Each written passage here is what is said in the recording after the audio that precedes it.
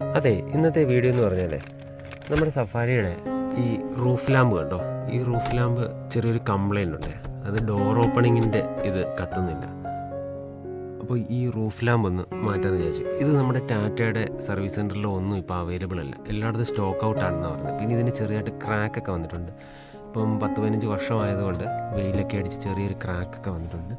ഈ രണ്ട് സൈഡിലെയും ക്രാക്ക് വന്നിട്ടുണ്ട്, സെൻറ്ററിലെയും ഡിക്കിയുടെ അവിടുത്തെ ഉണ്ട്. ഈ ഫ്രണ്ടിൽ വരുന്നത് വേറെ ഷേപ്പിലാണ്, അതിന് പ്രശ്നമൊന്നുമില്ല. ഇത് ചെറിയൊരു പ്രശ്നമുണ്ട്. അപ്പോൾ ഈ ലൈറ്റ് മാറാമെന്ന് വിചാരിച്ചു.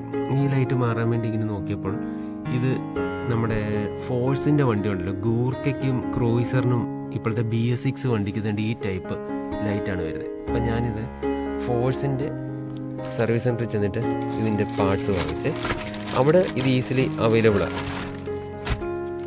ഈ ലൈറ്റ് തന്നെ സെയിം ലൈറ്റ് നമുക്ക് അവിടെ നിന്ന് കിട്ടും.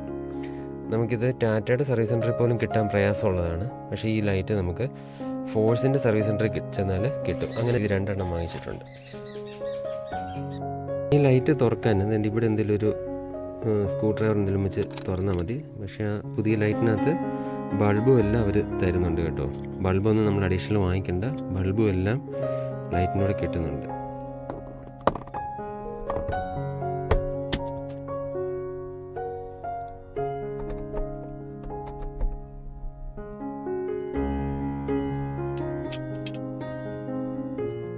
ഇത് നമ്മൾ കണക്ട് ചെയ്ത് നോക്കിയേ, കറക്റ്റാണ്. ഇതിപ്പോൾ റൂഫിലോട്ട് ഇട്ടാലും അല്ലാതിട്ടാലും എല്ലാം കറക്റ്റ് സ്യൂട്ടാണ്. ഇത് നമ്മുടെ അഡീഷണൽ ആംബിയൻ ലൈറ്റിങ്ങിൻ്റെ കൊടുത്തിട്ടുണ്ട്. ഇതാണ് ആംബിയൻ ലൈറ്റിങ്. സ്റ്റിയറിംഗിൻ്റെ അടിയിൽ കണ്ടില്ലേ, ഡാഷ്ബോർഡിൻ്റെ അടിയിൽ ലൈറ്റ്. അപ്പോൾ അതിൻ്റെ ലൈനും കറക്റ്റ് കൊടുത്തിട്ടുണ്ട്. ഈ കപ്ലറൊന്നും ഒരു വ്യത്യാസവും ഇല്ല, മെയിലും ഫീമെയിലും എല്ലാം കറക്റ്റാണ്. അപ്പോൾ കറക്റ്റ് സൂട്ടബിൾ ലൈറ്റാണ്.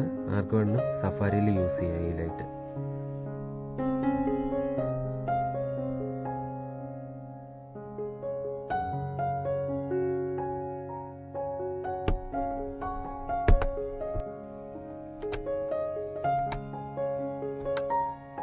ഇനി സെക്കൻഡ് ലൈറ്റ് മാറ്റുവാണ്. നമ്മുടെ ബാക്കിലത്തെ ലൈറ്റ് മാറ്റും. അതിന് ചെറിയൊരു പൊട്ടൽ ഇവിടെ വന്നിട്ടുണ്ടായിരുന്നു.